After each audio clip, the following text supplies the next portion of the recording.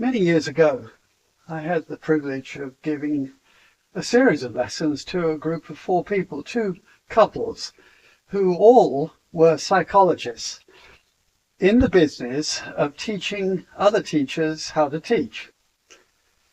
Now, at some point after a few lessons, they, at the end of one of the lessons, came to me and said, by then they knew that I had left school at 17 with no formal education. They said that you teach exactly the way that we teach people how to teach. And how did you learn to do that?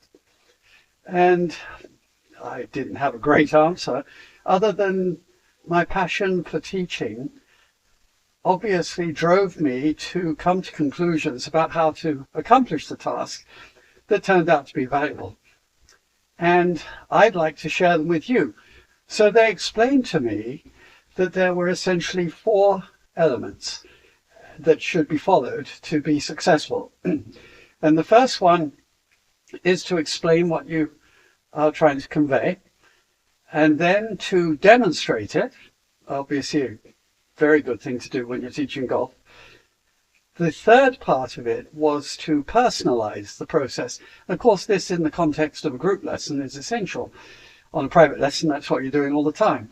But in a group lesson, you've got 4 different individuals who have heard your explanation, seen the demonstration, but now need to know how it particularly deals with their swing issues.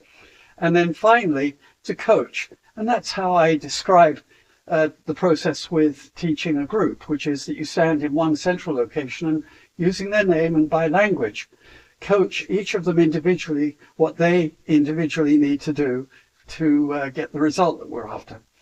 And so there are 4 things, and if you follow them, you'll often find that this is what you've, just like me, started to do anyway.